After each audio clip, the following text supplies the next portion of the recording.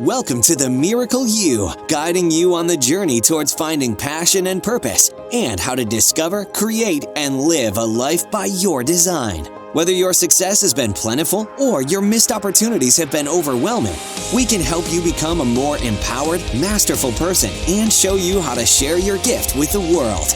It's time to inspire change from within with the host of the Miracle You, Vince Kramer. Hello, imagination. I'm Vince Kramer, your host, and welcome to the Miracle You, where you learn about the magic of living your life by finding the example in real life. When I started this journey 13 years ago, it was an interesting journey for me. I started hearing things from people that I never heard before. I was forced to look at things in a different way as I opened myself up to different opportunities because I was trying to open myself up to me. And what I found was that I had a lot of resistance to things that were shared to me that was new because I was told so long ago that this is the way it was. And obviously, I attracted the books, I attracted the people that believe those same things. So over time, I built up beliefs that were so strong that anything new was almost rejected immediately. I think my go-to response, and I think many of our go-to responses are, why is this wrong, or why it won't work? And I think we have that tendency to do that, and that becomes our go-to. So we need to learn to move beyond the resistance. Listen to a different way. Listen to new ways. I like to share in my programs that if you can listen with a beginner's mind, or listen from the place of being in one conversation, not looking for all the reasons to prove what you're hearing wrong, just taking it in, absorbing it, and then at the end, find out, does it feel right for you? And if it does, hold on to it. If it doesn't feel right for you, let it go. I'm with Dr. Amy Novotny today, and Amy founded the PABR Institute with a mission to provide pain, stress, and anxiety relief to those who seek a naturalistic form of treatment when other treatment methods have fallen short. Her unique approach comes from her experience treating in a variety of settings and with a wide range of patient populations over the last 12 years. Her methods have helped countless people reduce and eliminate pain, stress, anxiety, orthopedic surgeries, sleep issues, and the need for medications. She's co-authored 2 Amazon #1 best-selling books, Don't Quit, Stories of Persistence, Courage and Faith, and Success Habits of Superachievers, which share her journey on how and why she developed the PABR method. Dr. Amy Novotny, are you ready to share the miracle of you with the imagination? I am, and thank you so much for having me on here with you, Vince.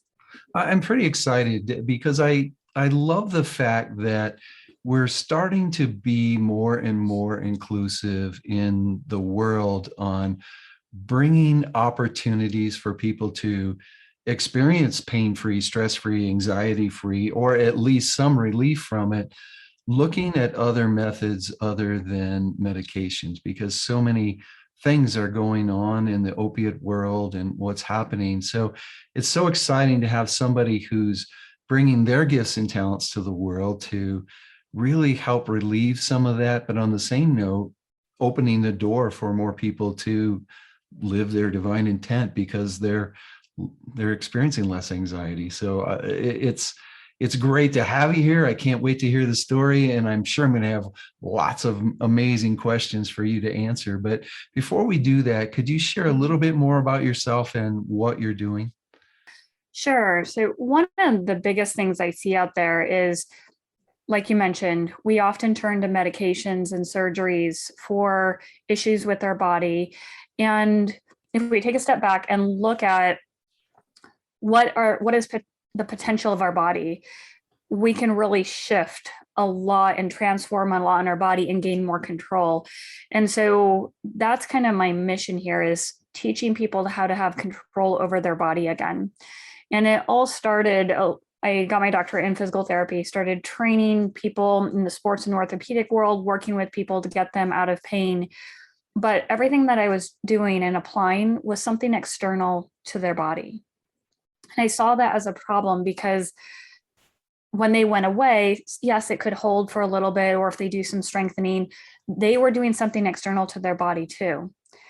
What they weren't doing is changing their internal wiring that allows them to exist differently in their body. And that's really what we're working on, is getting people to change their nervous system to alleviate the stress, the pain, the anxiety, the need for surgeries, all of those things that come with it. And so my mission is to try to spread this information out to as many people as possible. Some people can transform their life with the very beginning of what I teach. Some people will, it's a process to unwind a lot of the compensations that have built up in their life and to address the stressors. So as we know, a lot of times we have to look at a holistic approach when we help people.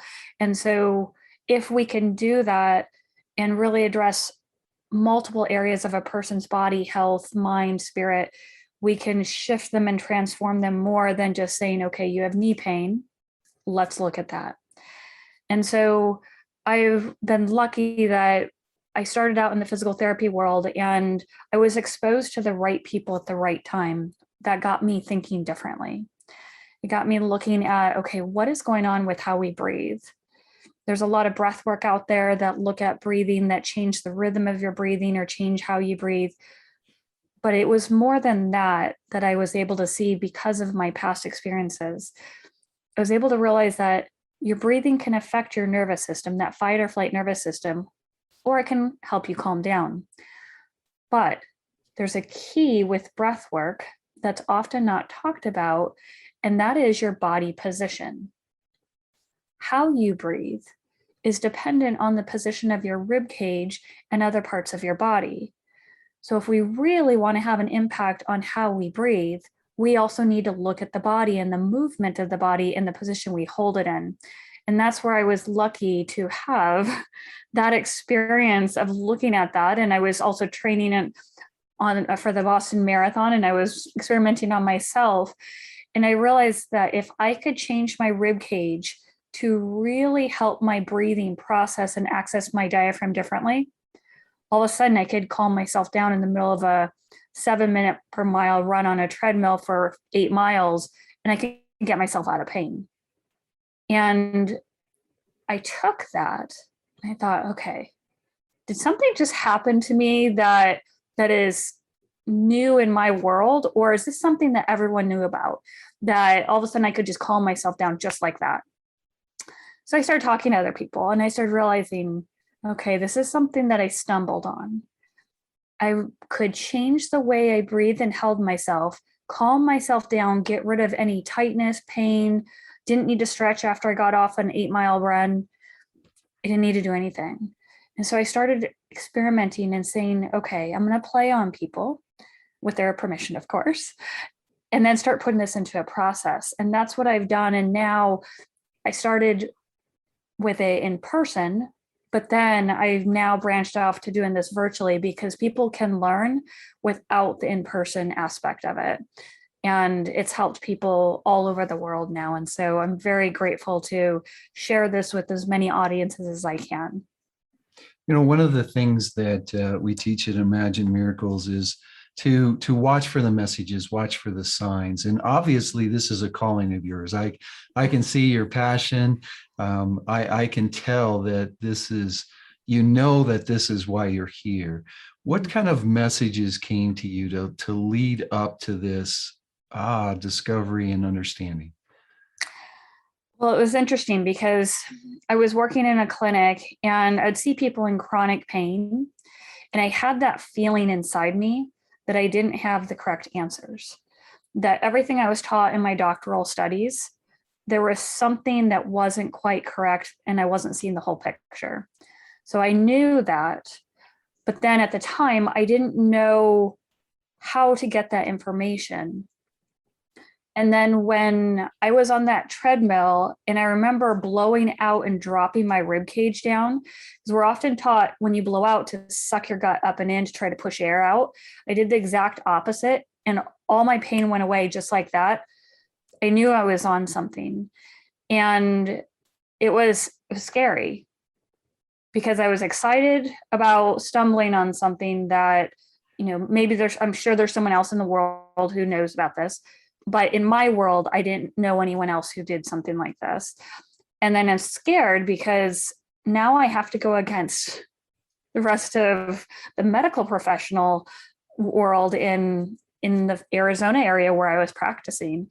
And I was going against a lot of commonly held beliefs. But there was something inside me I knew how to keep pushing through.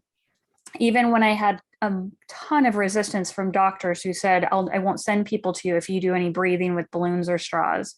I had some patients who said, you know what, I really don't want to try this. I want to do standard traditional exercises, and I respect that. And I completely agreed with them. That's fine. But when you know and you can see how much you can change a person, but they don't want it, it's hard. So there were many days I went home after work crying, just tears, and just thinking, what am I doing? Am I making a mistake? And there was something inside me that said, keep pushing, keep trying. You're going to make a greater impact someday. Even if you can't see it now, keep going with it. And I just kept pushing through. Despite the hurdles, I kept pushing through.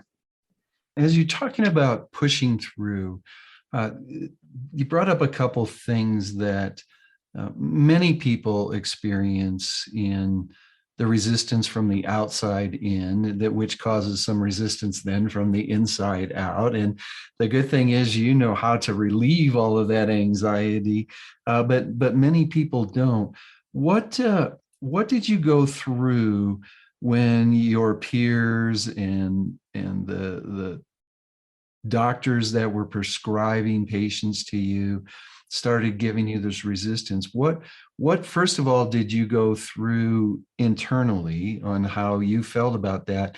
But then could you share some of your steps of what you call pushing through? We often rely on the opinions of others to boost us up. Whether or not that's right or wrong or good or bad, we often rely on it. So when I started getting pushback from people I valued and those who I valued their opinion of,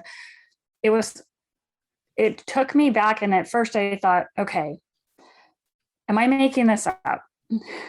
Did what I experienced, was that truly accurate? Am I just going off on a limb here and maybe it was a one-time experience? All of those thoughts came in my mind, basically self-doubt. I couldn't get away from that. It came into my mind. But then I took examples of people who I had great success with. And I said, there was something different because these people had great success that didn't work with traditional means. So there is something here to it. And then it became, okay, what exactly was it that was so successful with them? Was there a process? Was there a protocol, that could be loosely followed, like our general guidelines? And I realized I need to get better at my craft. I need to study more. I need to study the people I work with who I've had success with, and even study those who I didn't have as much success with, because they tell me answers. And so the more proof I could get, the more of a general guideline I could have with the process, it would give me more confidence.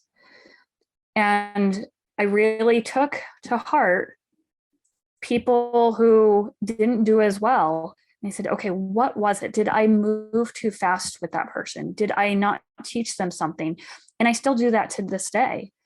Every person I work with, I'm constantly analyzing, is this the right exercise, activity, movement, breath work combination with exercise?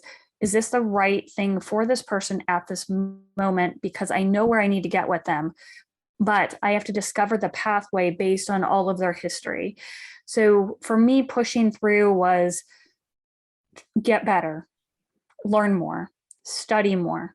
And have confidence in myself because I know what I felt. I know I didn't make any of it up. And that really is what got me through. And I just started talking to other people who had a little bit more of an open mind, who could help guide me that way and who could say, you know what, keep going.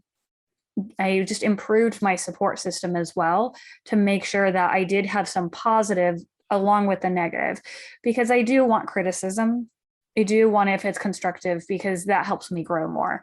But at the same time, we also need that support because we need help to keep going, especially in times when all you're hearing is something negative or critical. It's two very good things you shared there. First of all, trust your knowingness. Trust it. Trust you have been given something that you're to bring to the world, and in trusting that, it helps you move forward. But then also surround yourself with a community of like-minded and like-hearted people, not necessarily people who agree with you completely, but people who are like-minded, like-hearted, who know there can be different ways and are willing to support you into moving different ways and show you which direction to go. So I think that whole minute and a half of what you shared was packed with such great advice for anyone who knows they're supposed to be doing something, knows they have something to bring to this world, but the world's not necessarily ready for it, and you have to help them understand they're ready for it. So very powerful words that you shared. Could you give examples of some of the changes or some of the transformations that you've seen in people? Sure, absolutely. I can give a couple that kind of touch on different pain points in a person's life. So I have one lady, she is a psychologist. She has her doctorate. She also is a psychiatric nurse. She is in her 70s. And she was scheduled for a knee replacement. And she met me I was doing a volunteer trip with a nonprofit and happened to meet her. And she overheard me talking to someone about breathing and using balloons and straws to get people out of pain. And so she signed up to work with me. And she said, I really want to come see you. It was March of 2016, and she was scheduled to travel around the world for some photography trips. And she said, I'm going to come see you in June. And sure enough, she actually showed up and she said, I have a knee replacement scheduled in August. It's already on the books. And I've been doing hyaluronic acid and steroid injections 3 times a year for years. And I've been on anti-inflammatories for years. And I do these injections right before a photography trip, so that way I can walk on cobblestones or climb in and out of zodiacs or climb up and down hills. And so I said, you know what? We need to calm down your nervous system. We need to change the way you hold your body, what you sense in your body, and how you breathe. We need to work on all of those aspects. And so after the first visit, she was skeptical, she told me. And after the first visit, she came in the second time and she said, how quickly am I supposed to feel a difference? And I said, well, right away. I do expect you to feel a difference. You may not be cured or fixed or however you want to call it, but I do expect you to feel a difference. And she said, okay, well, the pain went away, but I'm really hesitant. I don't really believe it. I said, okay. And so we did another session and we're working on different aspects, because we can get the pain to drop, but if your body doesn't know how to stay in that new position, then your pain can return. So we have to work on progress the person so their body actually transforms, and it's not just a quick fix that their body will fall out of. And by week 2, she said she hasn't had any more medications and she wasn't having any pain and she was in shock.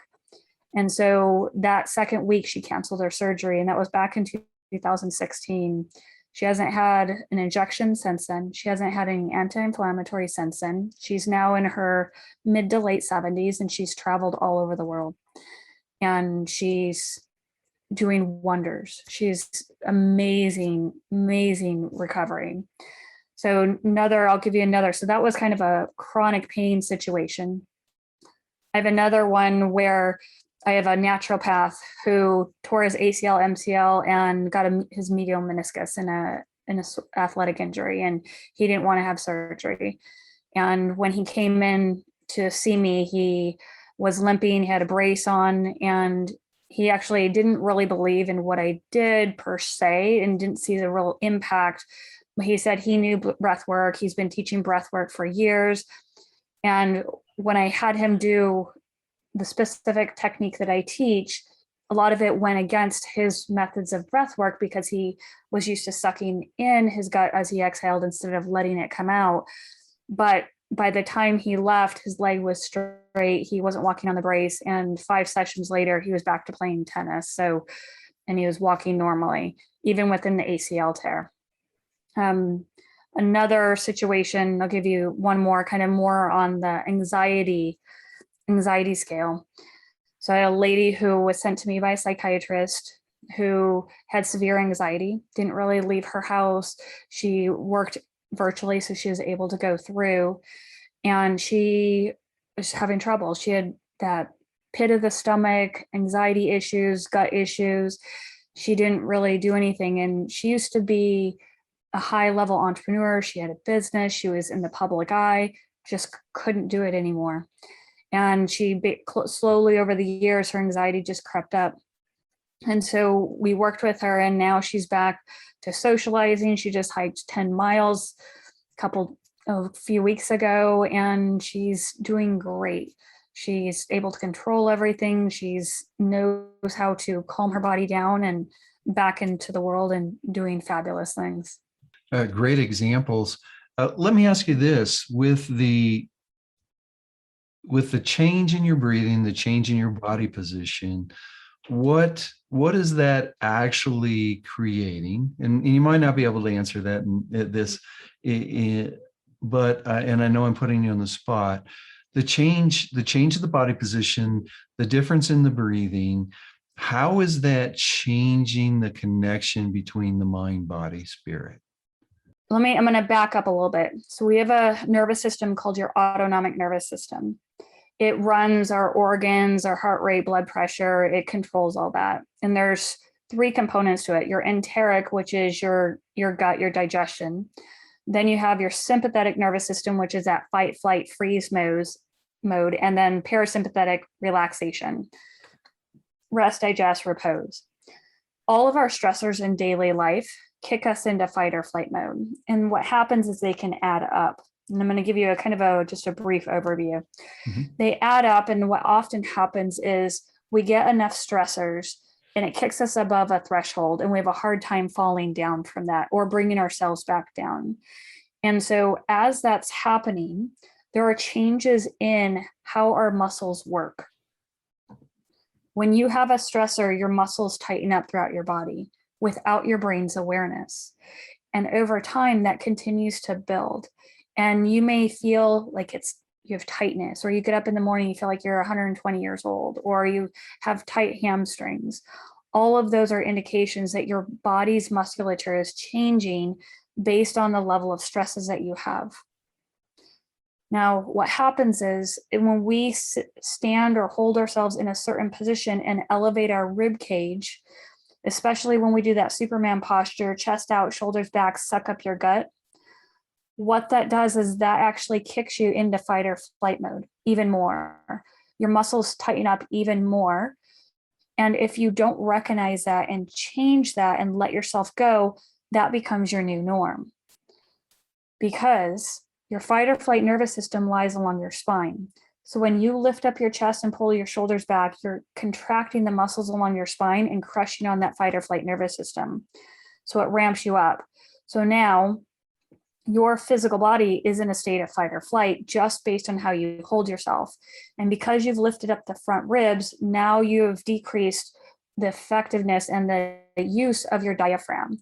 So now your breathing is going to be shortened, it's going to be shallow, and it may be faster, which stimulates your brainstem to further put you in fight or flight mode.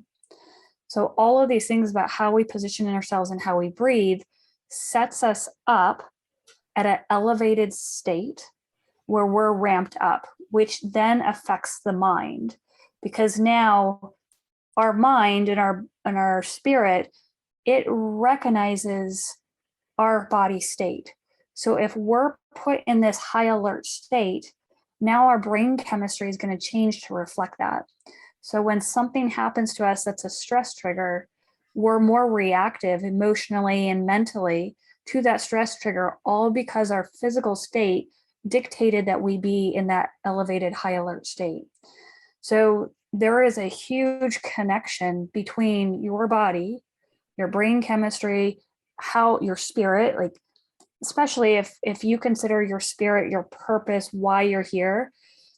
The problem is when you're in that elevated state, your creativity decreases, your imagination decreases, your ability to process and think through your purpose, your meaning, your why.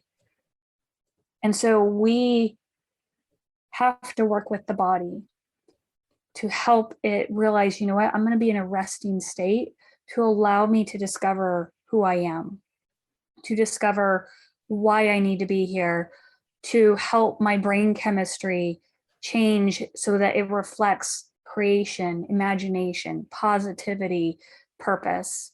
They all work together. Could you share some examples or some ways that people could put themselves in a resting state? Yes, and let's do it with sitting. Sitting is a very good way to do it to start off with, because people can typically feel this a little bit more so than standing. Standing takes a little bit more steps. So often, and when we're sitting at work, at the dinner table, we are taught very young, sit up straight, shoulders back, suck up your guts. Sometimes people are taught to sit on the edge of their chairs. We're going to go against all of that. If you're listening right now and you're in a seated position, good. Let's try to sit all the way back into the chair back. Let your low back relax against the back of the chair. Ideally, we would like a chair that has a complete back to it and not that hole or space behind the low back. We also ideally would like a chair that has a little bit of cushion to it and maybe just slightly tilts back, not in the seat, but in the back of the chair.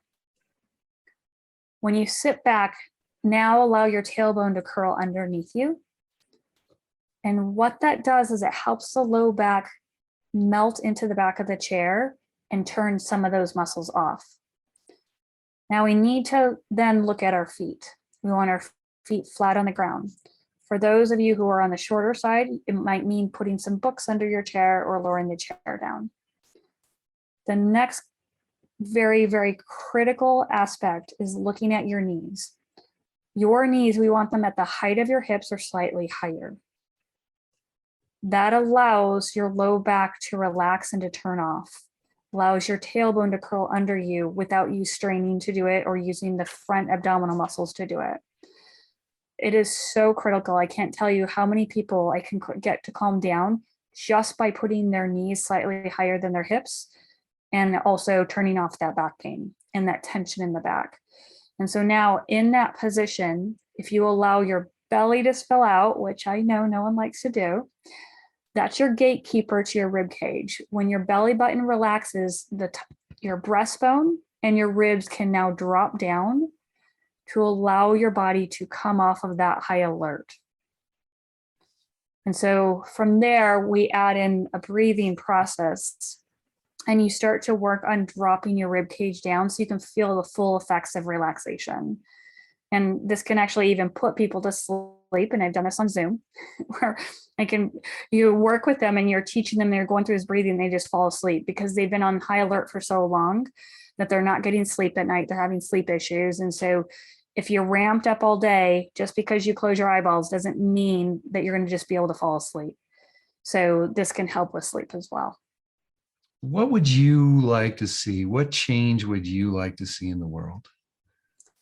I have big dreams. I want to see healthcare change. I want to see people getting less surgeries, getting less medications, and learning how to take control of their body again. So it's just in a free-flowing state.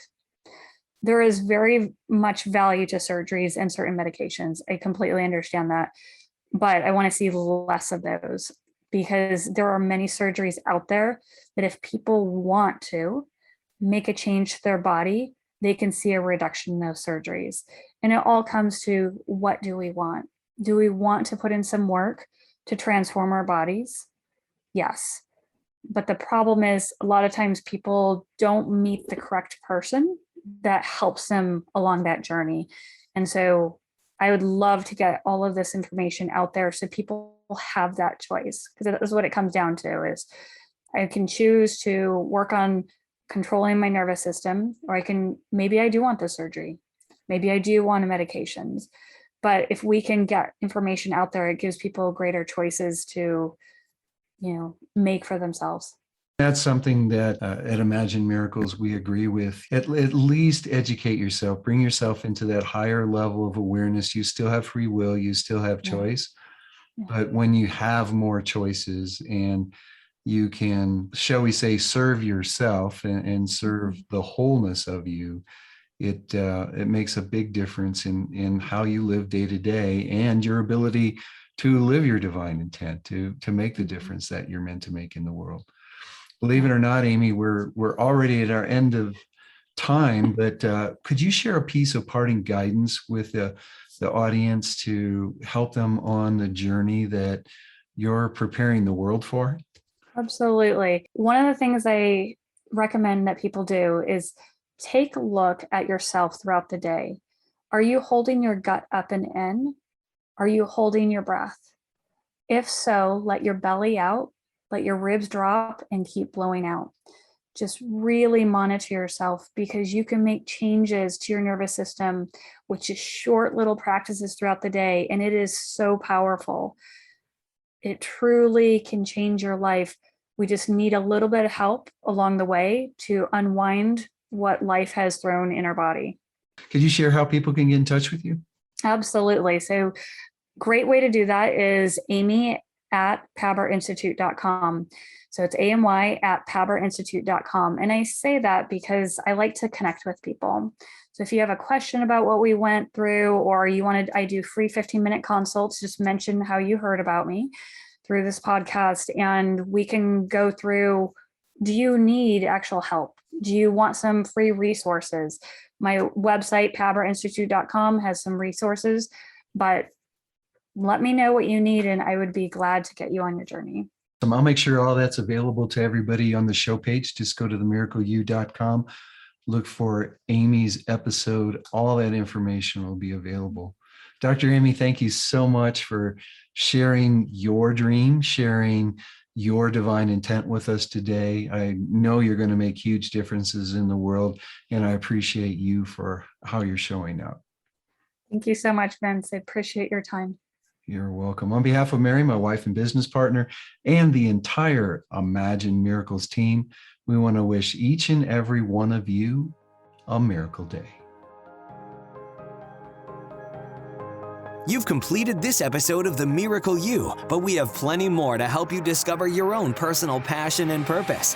Head over to themiracleyou.com for free resources to assist you on your journey, as well as register for our free webinar, Discover Your Miracle Life, 3 Mind Awakening Steps Toward Your Unique Purpose, or apply for a one-on-one Your Life, Your Way breakthrough session and discover your next best step on your journey.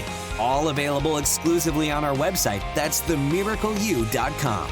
We look forward to sharing more experiences of passion, purpose, and life by design next time, right here on The Miracle You.